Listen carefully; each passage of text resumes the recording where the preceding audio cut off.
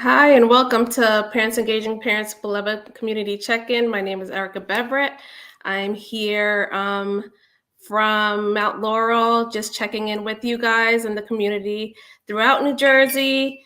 Um, it is starting to get warmer, so I'm excited for that. And I'm also excited to get into some financial wellness. I think wellness is pretty much going to be the theme for the rest of our month and these coming weeks. I know that it is Mental Health Wellness Month, so we definitely want to take, um, have good thoughts on that and what that means to us and how we can, continue to remain healthy. We're still in the midst of COVID-19. Um, just as you guys well and know, even though we're all outside, but that's definitely still a factor in many of our lives at this time. So, Parents Engaging Parents' mission is to promote civic awareness and proactive community advocacy based on the interests of parents and communities. Definitely take a look at our Facebook page, our Instagram page, see what's going on, as well as our web page. It's pepnj.org, and hit that donate button. We are a 501c3 legitimately, and we are definitely here doing this work. I definitely did want to take the time to just share and just send my condolences to Wilhelmina Holder and her family and the family of advocates that are out there in the Newark community and throughout New Jersey, because she was definitely a voice that was to be reckoned with. It was a voice that was heard, and I would love to share a snippet of um, of a time when she was with us on the Parents Engaging Parents Beloved Community Check-in back in 2020, and she had some definite words of wisdom to share. I am going to share a tab. Hopefully, it's the right one, and it's already queued up. So I got it here. I'm going to share my screen. Here it is. And I just wanted to take these few moments to just listen to the words that she had to say, and to really reflect on what it is and the work that we do. And hi, Alterice. Thanks for joining.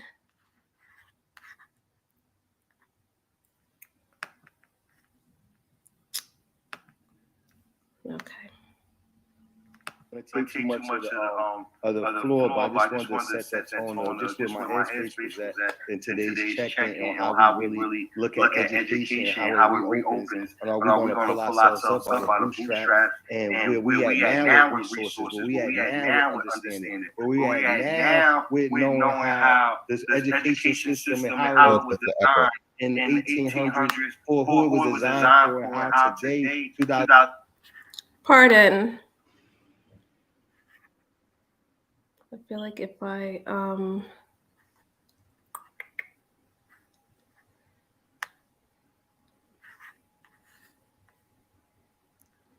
we can just give us a second.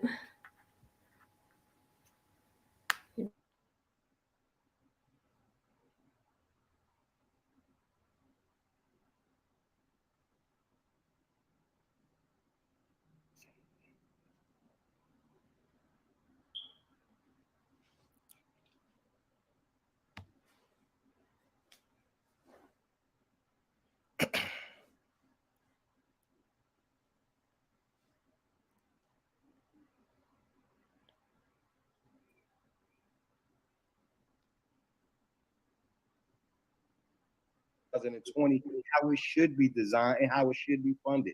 We talked about the police funding last month and how we should change and defund or restructure. Hey, education, you're not remiss from this conversation either. So it's like, what are we thinking about, parents? So with that, I want to thank you all for joining. I want to open the floor to you, Ms. Holder, as our guest this week. You know, someone I was definitely happy that you was able to jump on, because I know your wealth of energy and then being a champion in this fight around education last. And I'm not afraid to say it, last before I was born. So I want to definitely. Yes. Yes. Good evening again, everyone.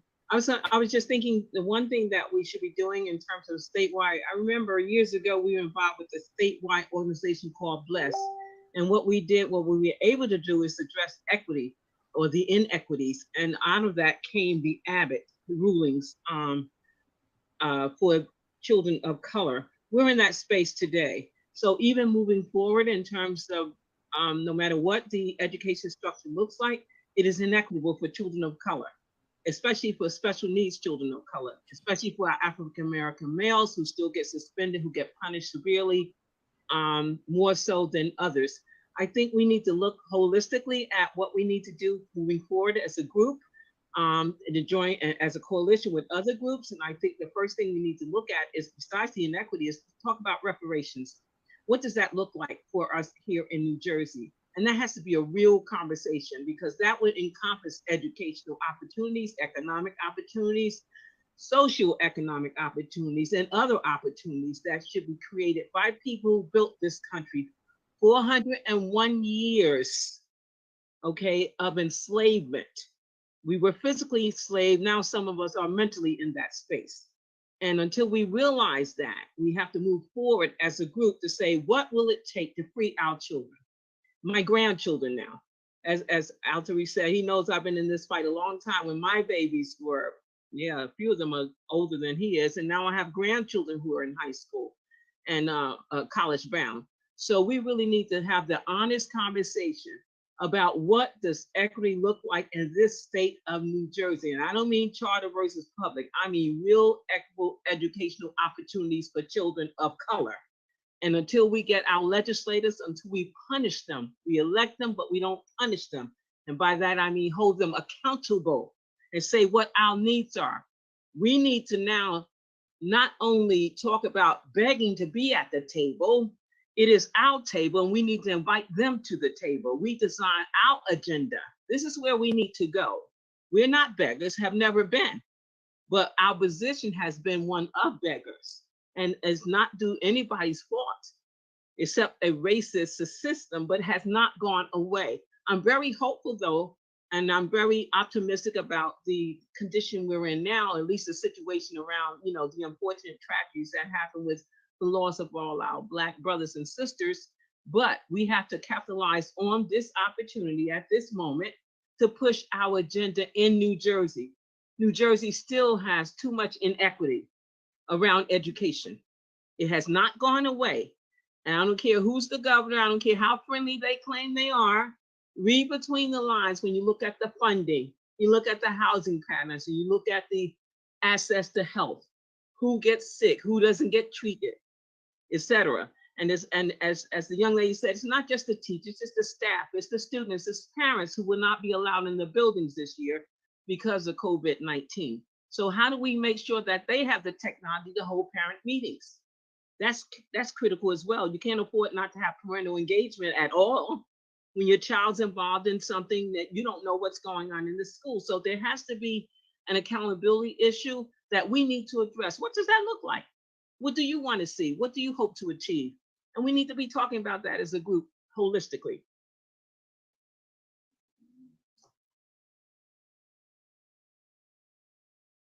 Thank you for that, Erica. I really appreciate the opportunity. Hello, everybody. Altarice Frazier, Executive Director of Parents Engaging Parents. Definitely wanted to join tonight.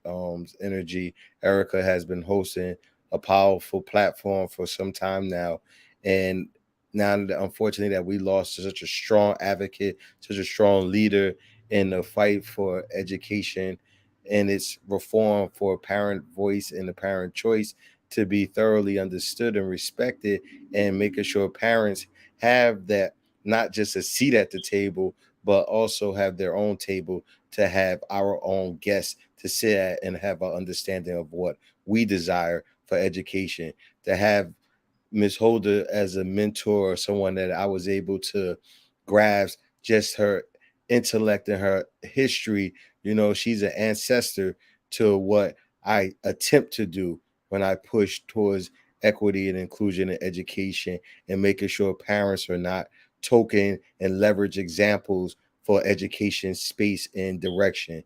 And having a woman like that being able to have an ear, have a moment to share trials and tribulation, and a champion like that who's been there and done it, her lived experience allowed me to understand exactly what I must do.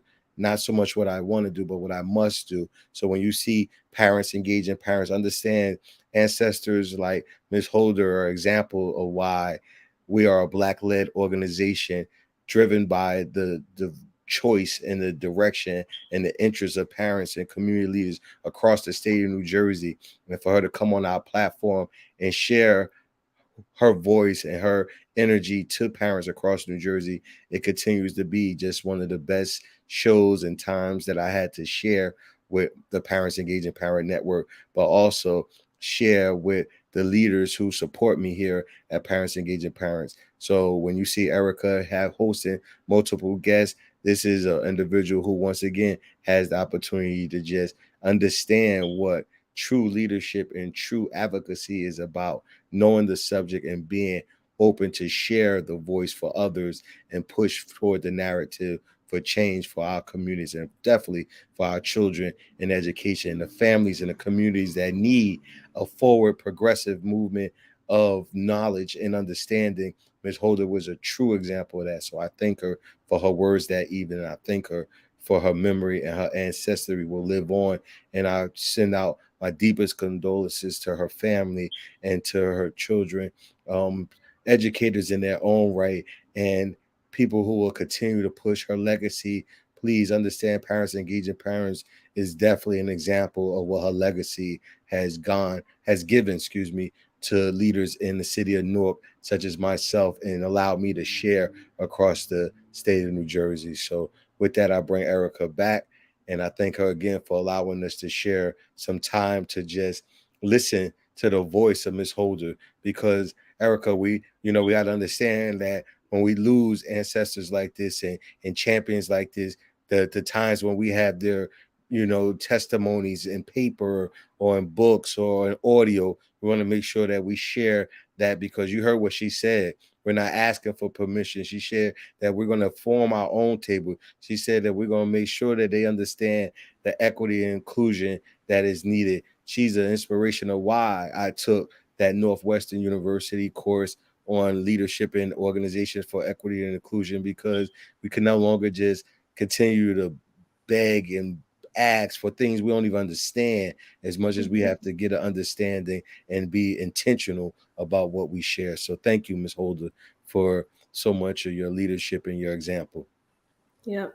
We thank you, and our condolences again to her family.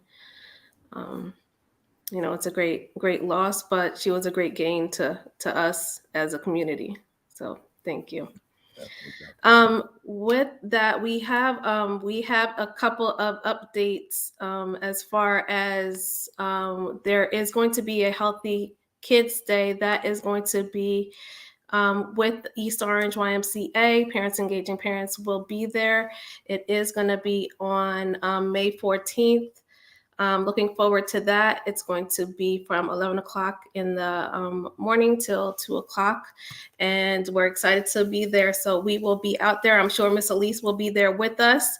I'm sure she'll be having all her goodies to give away. And we'll be definitely there to engage parents as well. And looking forward to the day and seeing all the babies out there. Shout out to Ms. Washima Redding, the CEO of the YMCA East Orange, her continued partnership and leadership. Just another example of champions making sure our babies are given what they need. So definitely come through. What's that date again and time and location, Erica? Yeah, so it's going to be at the YMCA in East Orange on May 14th. That's on a Saturday. There's going to be a bounce house and crafts and all that good stuff, all the DJs, and they will actually have pediatric COVID-19 vaccine clinic there as well. So it's definitely, vaccines are still being given out. If that's the choice that you're making for your family, that's an opportunity to be able to come out and receive those vaccines. So it's going to be at 100 North Arlington Avenue in East Orange from 11 to 1. I said Thank 2. you, definitely, thank you. So we'll see you guys there. Okay. All right.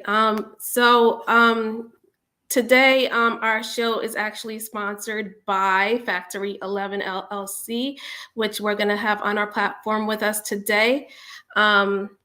It's May, like we said, it happened really fast. I don't know how we got here, but we're here. And, we found that through engagements with our community that there's like immense difficulty with budgeting, and we're well aware that of all the inequities that we're faced in as Black and Brown communities when it comes to financial wellness. So our guest today is the CEO of Factory 7, and his name is Brandon Mills.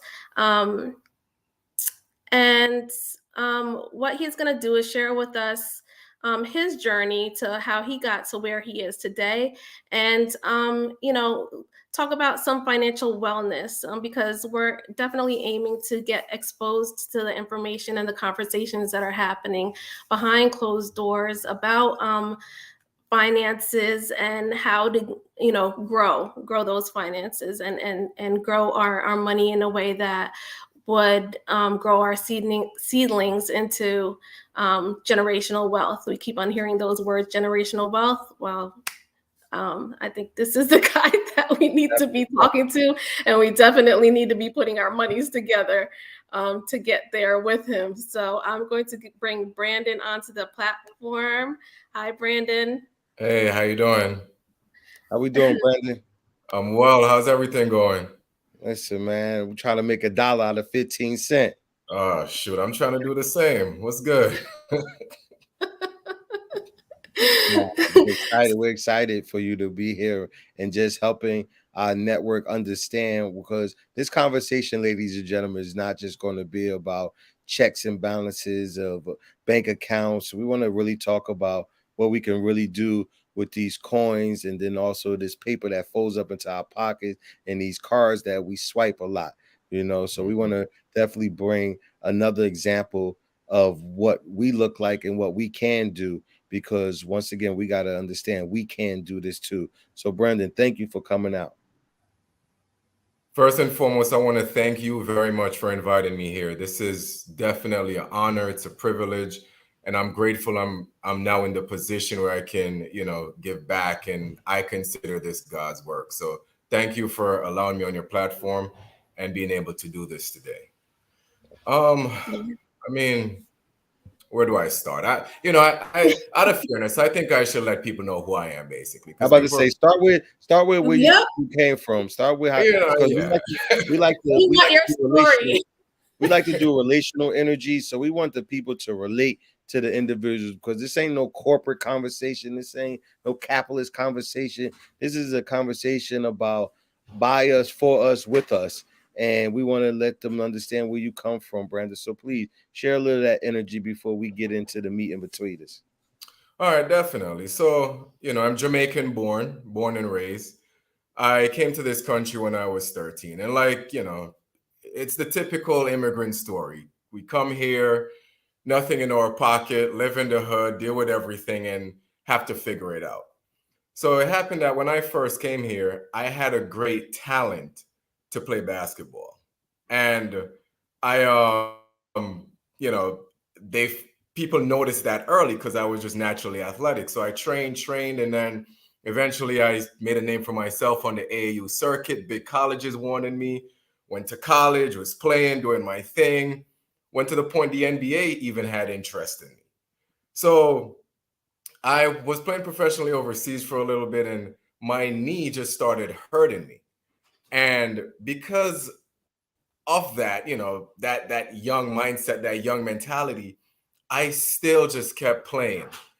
And one day I I get goosebumps every time I talk about this, but one day I was in training camp and I went baseline, I dunked on someone, came down, I went right, my knee went left.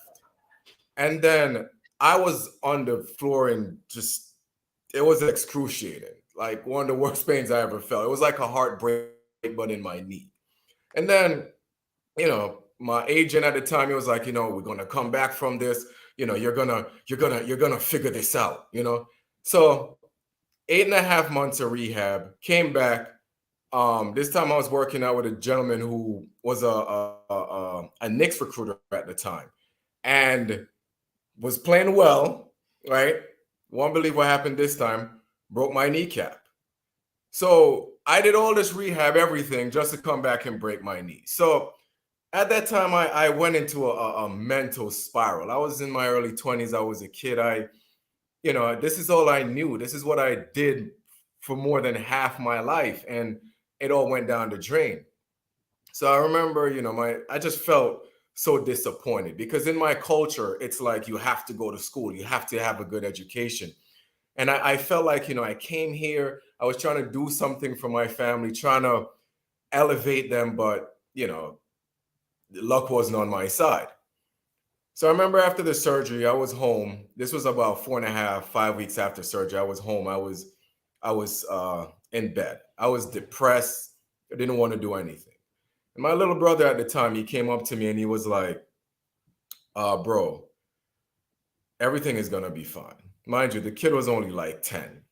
And I was like, you know what? It should be the other way around. I should be the big bro encouraging my little bro, but here he is encouraging me. So I remember, you know, I was like, I can't let my little brother see me this way. So I got up, I went to the park, and I was shooting around, just, you know, shooting. Then all of a sudden, a car was circling the block.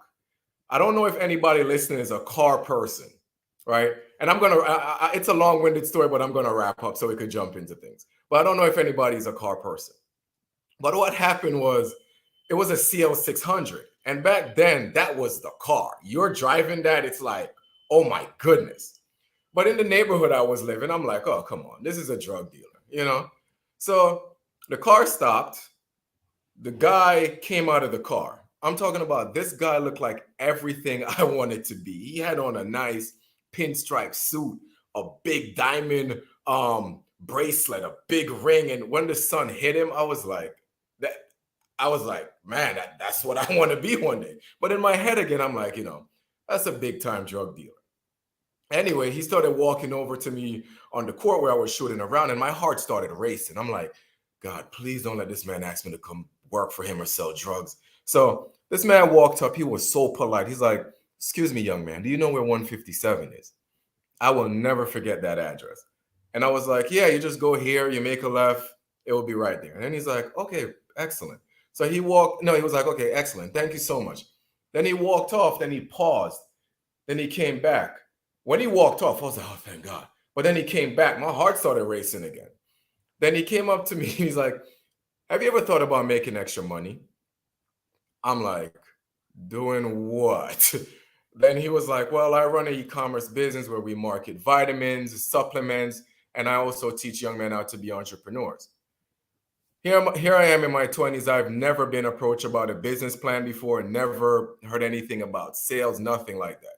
But for some reason, I felt like I gravitated to this man. So he said, you know what? Here's my card. The address that you gave me, I will be doing a presentation there at 5 o'clock. So I went to this, 5 o'clock came, I went to this presentation. It was in someone's basement. I don't know if anyone is familiar with this thing called Amway, but it was an Amway business presentation. That was my first time seeing any business. I'm seeing all those big numbers. In my head, I'm like, oh my God, this is my opportunity to redeem myself to my family. And I ended up joining. So come to find out, this gentleman was one of the top producers in Amway. He was making $1 million a year in the Amway business. So him and I, one day, you know, he became my personal coach and he was teaching me everything. And one day, him and I had a heart to heart. And we're just talking about life and family. And then he was like, you remind me of my dad. And I was like, that's crazy. My mom says the same thing. And he was like, where's your family from? I'm like, we're from Jamaica. He's like, that's interesting. My dad's from Jamaica too. I was like, but aren't you Trinidad? And he's like, yeah. He's like, my dad was a fisherman. I was like, that's crazy. My grandfather was a fisherman. And he was like, what's your grandfather's name? I said, Raphael Thompson. He's like, that's my dad's name. And we both were just dumbfounded, like, what the hell is going on? So we started making a lot of calls, this and that. Come to find out, Papa was a Rolling Stone. You know, when he used to do the fish trades back in the day, he was going to the different islands. He had a whole bunch of kids. And it just so turned out that this man was one of my grandfather's outside kids. So this man was my uncle, didn't know. So from that day, him and I became inseparable. He took me under his wing. And this man taught me beyond Amway. He started teaching me about the stock market. He started teaching me about real estate, how to really build a financial portfolio, how to structure my financial life. And unfortunately, you know, 7 years ago now, he passed away from cancer.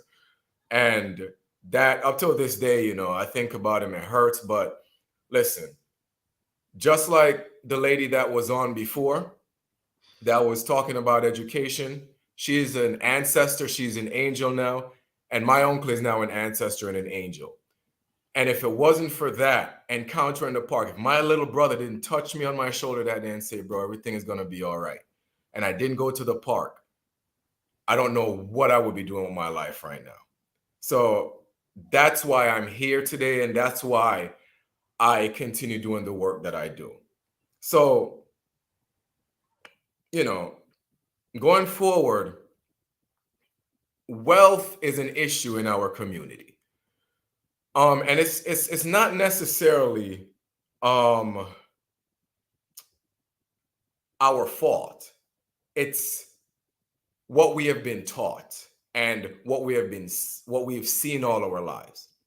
We've all been taught about generational wealth, but we don't understand what that is. And in order to understand what wealth is, we must first understand generational curses and generational mindsets. Now, generational mindsets are things that we see our father do, our great grandfather do, our mom do, our grandma do, and it's the same actions that is repetitive throughout generations. And as a result, we end up poor. The reason why we are poor is because we lack not financial education, but financial discipline. If we look what's going on in our world today, and especially in our community, 92.8% of us live paycheck to paycheck. 39.8% of us have jobs that cannot perform and meet an adequate, my accent came out when I say that word, an adequate lifestyle. So we're on the governmental supplemental system, and it's not giving us a good life. Hold up, wait a minute, because we gotta sit there for a second, big bro, because you said something. You said two things. One, I thought I heard you say something about letting tradition set in our heads and letting us think about things that we've been told that is understood in the Black community, understood in our traditions of how to think and behave. Then I thought I heard you say something about how we actually practice what we actually do with our money. Could you just hold us there for a minute and elaborate a little more on that for me, my friend? Which part? The first part or the second part? First part, and then go into the second. First part, you said that we just have these myths, these thinkings, these ways of how we supposed to deal with money, you know. And then you also spoke on how we actually practice once we do have some money. Okay. All right. So first things first, right? And this is one thing I love with my culture. This is one thing I love with my people. And no matter how broke Black people are, we look fly as hell, right? And I love that about us because we're supposed to carry ourselves well. However, we have been taught throughout our generation that we are to go in debt to impress people that we don't even like.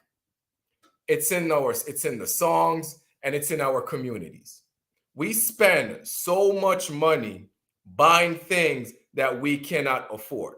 We basically put things on our body that is not providing any substantial benefit to our lives. So we are so caught up with imagery. When I was a banker, there was this gentleman, I used to manage his money. He was worth $39.3 million. Jewish guy. He would pull up to the bank in a Toyota, and it was like a 2004 Toyota. Yet this guy owned God knows how much real estate, and it had $30+ million in the bank. When he came into the bank, he looked like a regular person, right? Because he had true wealth. We hide we think our appearance is wealth, and we continue to spend and overindulge and think that's wealth. We care so much about the opinion of others that we are now killing the next generation, because what we are now taught is that what we now do is pass on things to the next generation, thinking that that's going to make them better. We give the next generation things that we never had, rather teaching them things that we never knew. And that is the big issue in our community when it comes on to money. So talk to me about now the practice, the actual, like you said, now that we get a headspace of we got maybe some currency flowing through our bank accounts, maybe through our transactions of entrepreneurship or the day-to-day grind at the work. What's some practices that, like you said, we tend to do versus what we tend to need to focus on and apply? Well, the practice that we need to do, so basically this is it, right? It doesn't matter what you have, it's your habits and what you know.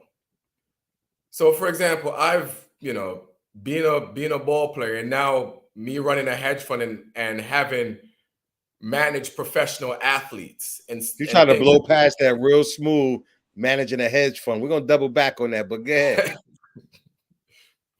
and dealing with certain professional athletes, right? Not because somebody have money doesn't mean that they're wealthy. And not because someone does not have money doesn't mean that they're not wealthy. So the whole issue is this, is that wealth is a state of mind. And when I say wealth is a state of mind, it is basically understanding exactly what wealth is. Wealth is the ability to create money and let your money work for you. Understanding how to use your earned income to create passive income. And that's what wealth is. Now, the habits that we have is that as soon as we make money, we keep blowing it. We keep spending our earned income. We don't use that money to give us passive income. And that is the practice that we continually have. You went off the screen, but did that kind of answer your question? Yeah, I'm hearing financial discipline. That's what I'm hearing. You want to crack the whip on us. I need that whip. And I know a few friends that need it too. But yeah, so yeah, I definitely wanted to weigh into just like you said, it's a thing to understand, and then there's a thing to actually do. We got the mission, we got the vision. I got the mission to get money. I got the vision of how I'm gonna do it. But then the actual practicality of once you do obtain it, what you actually do. And when we say obtain it, we're not talking about help me out. Let me know. We're not talking about you obtain, 200,000. That we talk about you obtain, $2,000. You attain, 1,000. Like what you doing with your money that you have access to? Are we not? Exactly. No, but that was what you wanted me to elaborate on what do we do with the money? Yes. And so yeah, well, now that you talk to us about our understanding now the practicality, what do we do with these monies? And talk to us about because the PEP, parents engaging parents, our parents are not in this social class. We're not in this, we doctors and therapists and we lawyers, but then we also parents that trying to figure it out because the government is a part of helping us figure it out. You know, so it's levels of our engagement and who represents this platform, this audience. So if you got $100 in your account, if you got 100,000 in your account, how do we get to this practicality of getting some understanding of getting to this money, getting to this investment, getting into how we could The turn wealth, that whole idea of making money on your money. because unless you're telling me if I ain't got no money in the world, then you just trapped, bro. Or you saying, hey, no, you can start. It was a starting place. It's a foundation you can start from. It's a framework you can use. Help me understand something, sir. All right. So first and foremost, right? Because a lot of people that I've coached in my coaching programs, they come to me with nothing. And the thing is that we live in a world where we are taught that it's limited, when in actuality the world is very abundant. There's more than enough for everybody. Everyone can be a multimillionaire in this world. But the way our minds are conditioned is that only a few can achieve that. And this is going to go against everything we're taught, especially in this world where we have this microwavable mentality. We have this thing where, you know, you hear these stories where, oh, this person invested $1,000 and then 2 years later it's worth $1 million. That is not the norm. It is not what's reality. If people want to create wealth, it has to go right back down to discipline. And this is what I mean by that. So, for example, if you look in different communities, in communities of say the Caucasian community, for example, wealth is something that is intergenerational. So, say great grandpa had 50,000. He died, passed that on to his grandson. His grandson turned that 50,000 into 200,000. He died, passed that on to his son. His son turned that into 200,000. His son died, passed that on to his son. His son now turned that into $1 million. And they keep passing it on and keep passing it on. And that's how today you have multi-billionaires. If you look on the list of multi-billionaires, most of that wealth is inherited wealth. Most of the wealth is not scratched, created. But in our community, we have to learn to do that for our children and the next generation. So basically, and I'm living proof. So I would never tell anyone to do something I personally did not do. I worked in a job while I was with my uncle and doing everything. I worked so many different jobs before I became a banker. And one thing he instilled in me is sacrifice.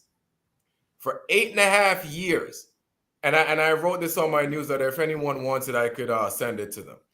But for about 8.5 years, I lived in a small basement, paying $800 a month. The first part-time job I had, I was making about $1,500, and I saved as much as I could.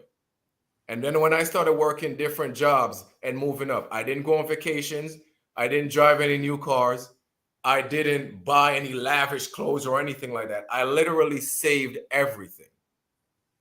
I gave up the good life so that eventually I can have a great life. So all I did literally was save a lot of money. And it reached the point in about 6 years or so, I have saved up $103,000 or $104,000. And when I saved that money, that's when I learned the game of investing. That's when I was in the bank and got to see everything and do everything. And that's when I learned how to let that passive money pay me. That $100 and something thousand is, it's still there. That money pays me every month up until this day. So, and that's what we have to go back to, because when nobody gives you nothing, you have to start from the ground. You have to sacrifice. But the problem is that, and it goes right back to that mindset, we don't want to sacrifice. We care too much about how we're viewed. And this is a part of the reason why we're poor. We care too much what people think. The more you care about what people think, the less successful you're going to be. Successful people have a vision. They understand where they're headed. They have the goals written down and they're like, this is where I'm headed. For people who've been into the gym, for people who are starting dieting programs, you write that down, right? You don't care if your friends are like, oh, you're eating this again, you're eating that again, or you're working out like a man. You don't care about that because you have a vision, you have a goal. Same thing applies to our savings. I mean, to our finances. Same exact thing. That answered it? No, thoroughly. Thank you for that. And Erica, I think you had a question. Yeah, I was gonna say, is there like a standard percentage that you would suggest that folks could put aside, or you're just saying dump whatever you can, like shave? I get it, shave off all the expenses that you don't necessarily need, aka the subscriptions to all the little apps that we end up having sometimes. Just is there like a percentage? So this is a very popular rule. It's called the 50-30-20 rule, right? Okay. So the 50-30-20 rule is this. You live off of 50% of your income. So say you make $100,000 a year, you live off of 50,000. Then you save 30%. So you save 30,000. And then you invest 20%. So you'll save you'll invest 20,000. So 50-30-20. That's a general rule that most people follow. So they whatever you make, they do their best to live off of 50% of it. Don't go over that 50. Whatever the 30% you save in your bank account, the 20% you invest. Okay. Now, when you talk about investment, there's like so many different ways to invest at this time. There's like the stock market, there's crypto, there's NFTs. I know nothing about that, but I'm willing to learn. But tell me like some of the most solid ways of I guess investing, if you could, even if it's a couple dollars. All right. Investing. As you see, yes, there is true. There's a broad variety. And if we sat here and get into everything, it will take hours. If anyone needs what to specifically invest in, or you can reach out to me. But the first thing, because when we talk about investing, the first thing that comes to mind is stock market, real estate, NFT, that you said. But the thing that we should invest in first is ourselves, into our own financial education. I think, and that is very important because I'm not a very religious person, but my mom, she brought me up in the church, and one scripture that stuck out to me up until this day is oh God, I forgot what book is it, what scripture it is in the Bible. If my mom was here, she'll slap me upside the head. But like a true Caribbean mama. But it's one box, right? Pretty much. A box means a little tap for right all those upside the head that are not sure the terminology of getting a boxed. But go on. But the scripture is study to show thyself approved, right? And the problem is that most of us, for example, people can say, oh, invest in this, invest in that. We go do it and we lose all our money because we are not self-educated. So before we invest in anything, I think the first and very most important investment is in ourselves and in our own financial education. Because you're not going to know where to go, where to start without knowing anything, basically. Right. So when you say financial education, like, okay, where would we begin? Like, what would that look like? I mean, a great beginning and why can I not say that word? A great beginning point is Mhm. you can reach out to me. I run a program where I coach people as to how to save, how to invest, everything like that. That's a point of reference. But if you want to do it on your own, the very first thing is budgeting. I am so big on budgeting. It's such a cliche word, it's thrown around so much. But if 89% of America did it, we wouldn't be in a financial deficit. You Mhm. know, it's that's what we should do. Sit down, go through your money. Most of us don't, we have no clue of how our money is being spent. It Right. comes in and it goes out. So the very Mhm. first thing is taking control of your money, taking control of what's coming in, what's being spent, and what's being saved. And literally do that. You'll be surprised in a year how much your lives will change. Yeah, I know a lot of us get trapped in the credit card game. So, Yeah. what's your take on credit cards? Well, I love using credit cards. And the reason why is because I can afford to pay it off. Mhm. If you cannot afford to pay off your credit card, do not use it. And as we all know, there are different programs. I travel a lot for meetings, so I everything I'm going to buy anyway, I use my credit card. I get travel points for that, so I save a lot of Mhm. money on my flights. But if you do not have the money to pay off that credit card debt, don't even touch it. Mhm. I hear that. All right, y'all. That's us wagging the finger. That's me wagging the finger at myself. Um, um, Tell me, I know that you're I know you said you went from banking, you went from different jobs and then you went from banking into opening up your own company. How did you transition into being an entrepreneur? Like what drew you towards that rather than sitting at a Um, bank for the rest of your life? I hate working for people. Mm, Um, that's I and when I say working for people, I hate having a boss. mhm, I am a public servant. I am I service my community, but in terms of showing up to a 9 to 5 or someone who have worse problems in the worst financial situation, tell me what to do. I hate that. mhm, So that was the biggest motivational factor for me leaving the job. And that's what made me very inquisitive. So, I had this manager at the time. I couldn't stand her. mhm, And God forgive me, I'm not a bad person, but when people drive you crazy, you start thinking bad things about them, right? And I took because the Amway thing that I did in the beginning, it was making money, but it mhm. wasn't sustainable to live on. Right. Although that business still pays me today, it wasn't sustainable to live on. So what my uncle taught me all throughout those years, I combined it with the education that I was getting in banking. Because what I saw in the banks were literal people coming in with tens of millions of dollars in their accounts.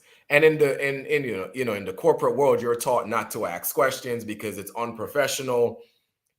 I was like, hell no, I want to know how you did that. And I started Mhm. asking questions. I started reaching out to the advisors who have been in the banking game for 20 plus years and picking their brains. I started really asking. And when I put two and two together and found out how this financial game is really played, I was like, I don't need this job anymore. And that's why I walked away and started what I started. Sweet. Yeah, sometimes it just takes that little that push that that one person to put the fire, put the fire in you. So I know once like one of the biggest lessons you learned as as an entrepreneur, because I know it's not necessarily like smooth sailing in the beginning, or unless it was for you. So just tell me what that was like for you in the beginning, like at the very beginning stages. I mean, like learning how to, I guess, balance that. that work ethic and not having that boss, because I think that's a lot. Like, a lot of people are used to having that culture of having that boss over you to, tell you what to do all the time, and then you go into entrepreneurship and there's no boss out there to tell you what to do. So how do you navigate that? How did you navigate that in the beginning? I mean, first I had to understand what an entrepreneur was, right? And when I found out that everyone, even people who work jobs, are entrepreneurs, it changed my perspective on what an entrepreneur is. Because most of us think an entrepreneur is a person that runs a business. But we need to understand that we ourselves is a business. We invest in ourselves, our physical health, what we eat, how we sleep, our education. So by us being the best versions of ourselves, trying to aim to create the best versions of ourselves, I understood that we're all entrepreneurs. But in terms of running the business side of things, this is what I learned in the beginning. If you're an entrepreneur and you're looking for support, don't become one. Because especially if you're trying to be an entrepreneur, a successful entrepreneur, you're going to be misunderstood in the beginning. People are going to think you're crazy because you have to literally be obsessed with what you're doing. And if anything goes wrong at the job, you can blame somebody else. If anything goes wrong in your business, it's all on you.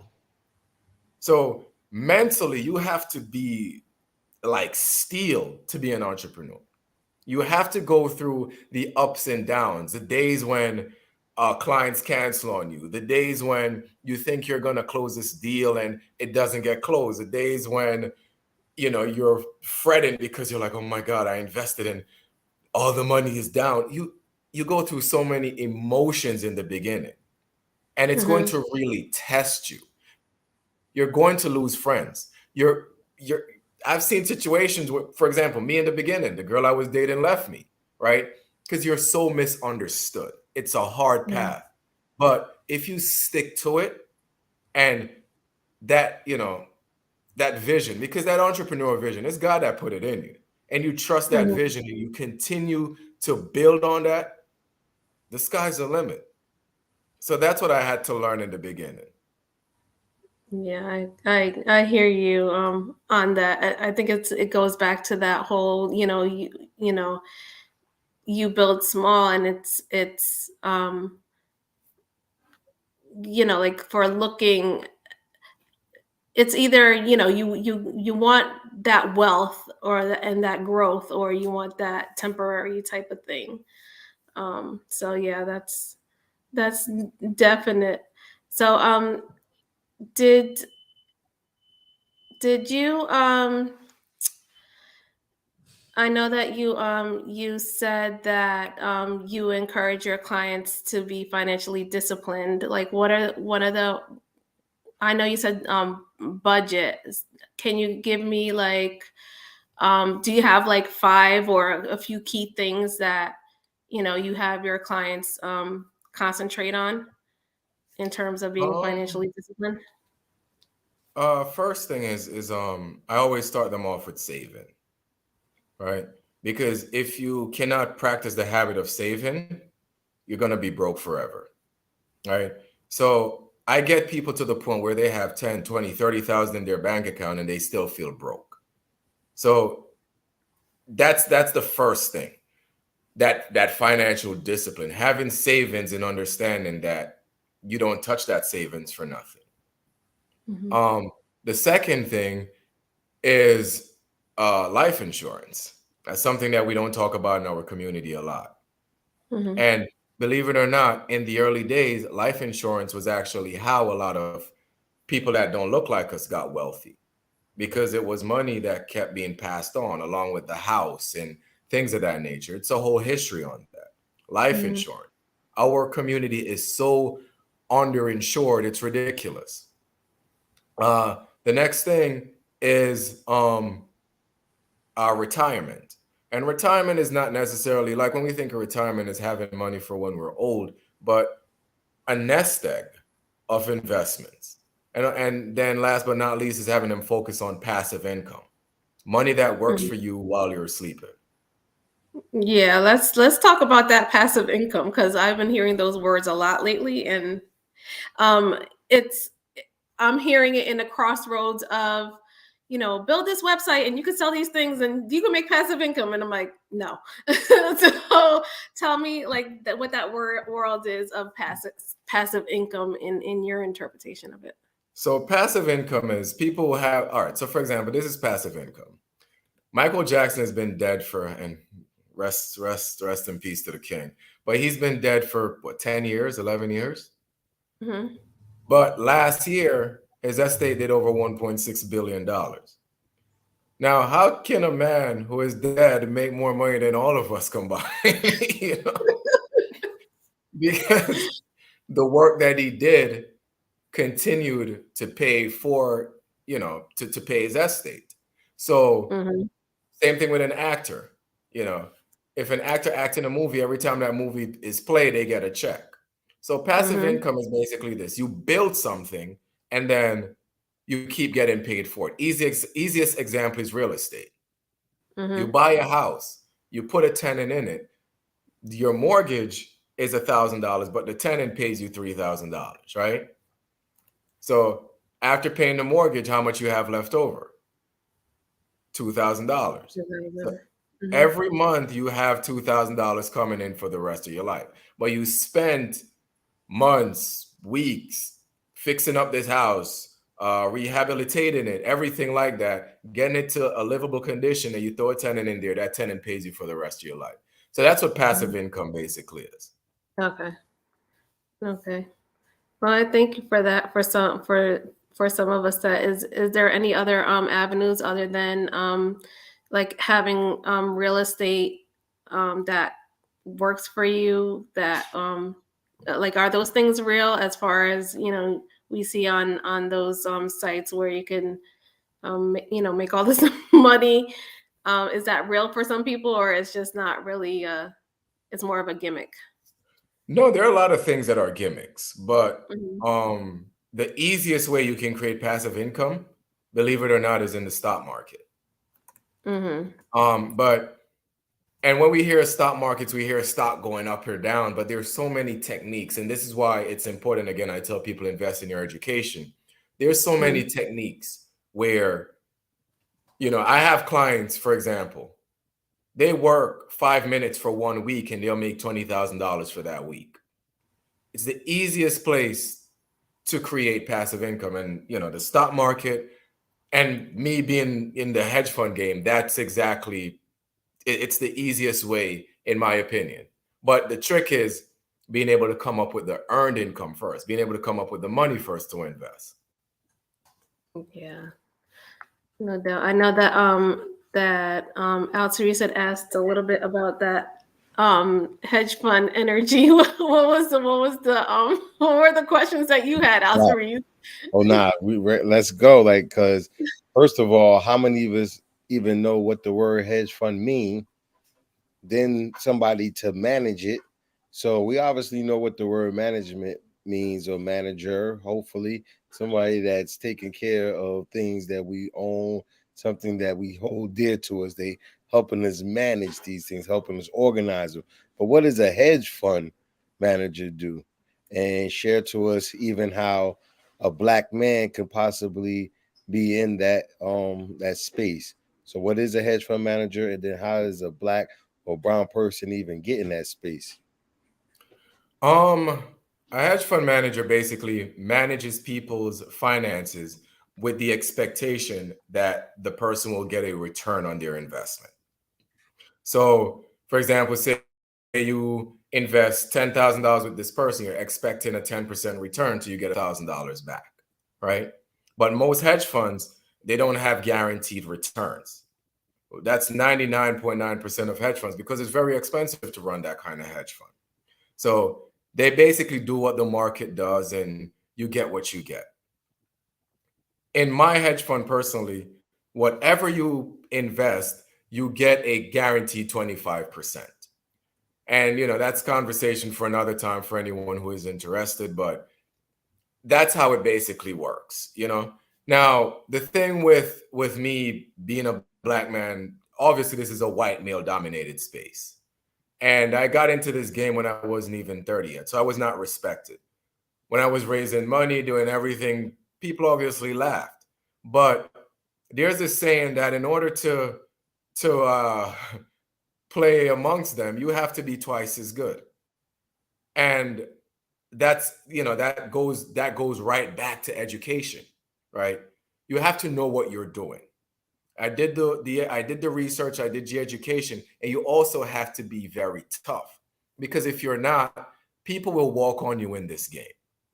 You can't, this is a family show, so I can't curse, but you can't be a kitty cat in this game. You have to be ruthless.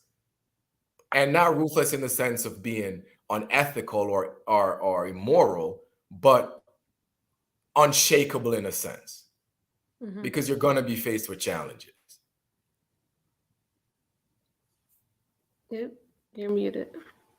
You're muted. I appreciate that, and I'm not even going to hold this too long, because I definitely, like you said, there's another day for that type of engagement and understanding. Yet I want the audience to understand this education reform platform that we speak on is one where we talk about changing the way we think and behave in education, in economics, in health, in social justice. So we really have to understand this is a holistic thinking of, movement of thinking, where our education is being given in so many different avenues and industries, because we need to be players in all of those.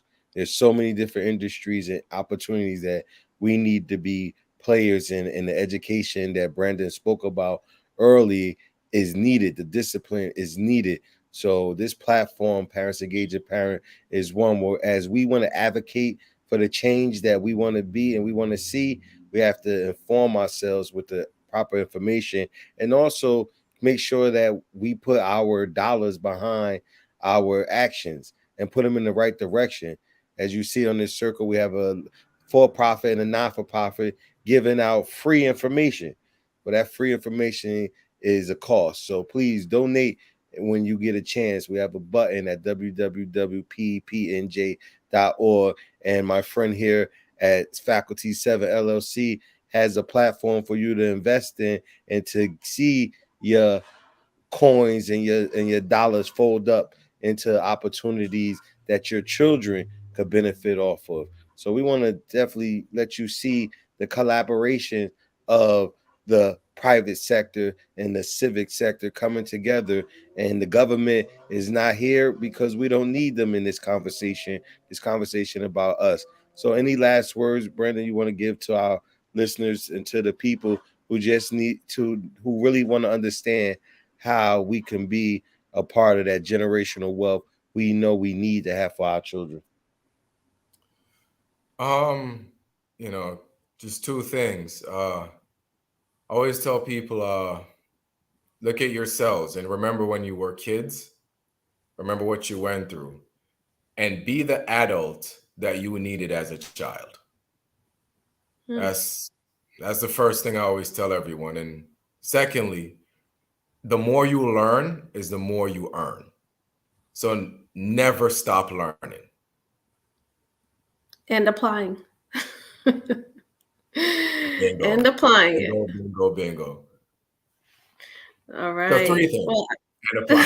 Three things. Three things.